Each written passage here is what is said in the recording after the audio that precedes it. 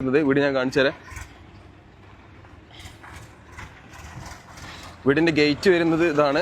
മിറ്റം നോക്കിയാണ് ഏകദേശം അത്യാവശ്യം നല്ല വലുപ്പമുള്ള മിറ്റം തന്നെയാണ്.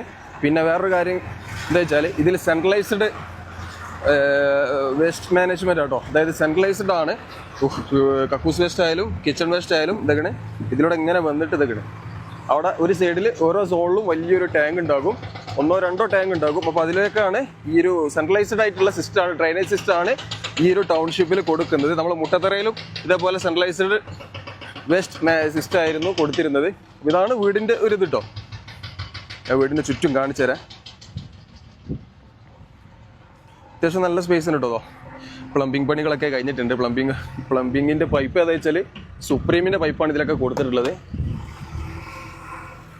ഇതിപ്പോൾ ഏകദേശം കഴിഞ്ഞ ഫിനിഷിംഗ് വർക്ക് അവസാന ഘട്ടത്തിലാണ്. കുറച്ച് അതിൻ്റെ കുളത്തും കാര്യങ്ങളൊക്കെ വെക്കാനുണ്ട്. ആ ബാക്കിലും സ്പേസ് നോക്കിയാണ്. ബാക്കിലെ സ്പേസ് ഇതാട്ടോ. ഇതാണ് ബാക്കിലെ സ്പേസ്. ഞാനൊരു മൂലക്ക് നിന്ന് കാണിച്ചു തരാം. ഇതാണ് വീടിൻ്റെ ബാക്കിലുള്ള സ്പേസ്. ഇത്ര സ്ഥലം, അതായത് നല്ല സൗകര്യമുണ്ട്. അത്യാവശ്യം നല്ല സൗകര്യമുണ്ട്. മുന്നിലായാലും ബാക്കിലായാലും നല്ല സൗകര്യമുണ്ട്. ഇവിടെ നിന്ന് കുറച്ച് ഡോറും കാര്യങ്ങളൊക്കെ വെക്കാനുണ്ട്. വീടിൻ്റെ ഉള്ളിലേക്ക് ഞാൻ കയറുന്നില്ല. വീട് നമ്മളന്ന് കാണിച്ച ആ ഒരു സെയിം തന്നെയാണ്. ഈ ഒരു സൈഡിലുള്ള സ്പേസ് ഒക്കെയാണ് ഞാൻ മൂലക്കൽ നിന്ന് കാണിച്ചു തരാം. കണ്ടോ, നല്ല സ്പേസ് ഉണ്ട് കേട്ടോ ഇതിലൊക്കെ. അവർക്കുള്ള ബാക്ക് സ്പേസ് ഒക്കെയാണ്.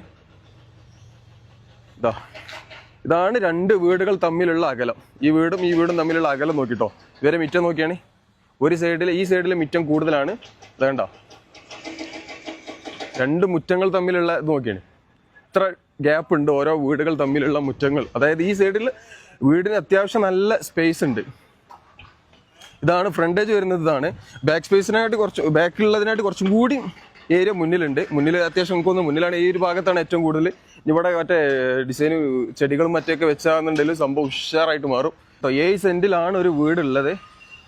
വീട് അത്യാവശ്യം കുഴപ്പമില്ല. അതായത് ഒത്ത നടുക്ക് ഒരു സൈഡല്ല, എല്ലാ മൂലയും 4 സൈഡും ഉപയോഗിക്കാൻ പറ്റുന്ന രീതിയിലുള്ള ഒരു ഡിസൈനാണ് ചെയ്തിട്ടുള്ളത്. 7 സെന്റ് കേട്ടോ. ഞാൻ കാണിച്ചത് പോലെ ഒരു വീട്ടിൽ ഒരു ഫംഗ്ഷനൊക്കെ നടക്കാന്നുണ്ടെങ്കിൽ അത്യാവശ്യം നല്ല മുറ്റുണ്ട്.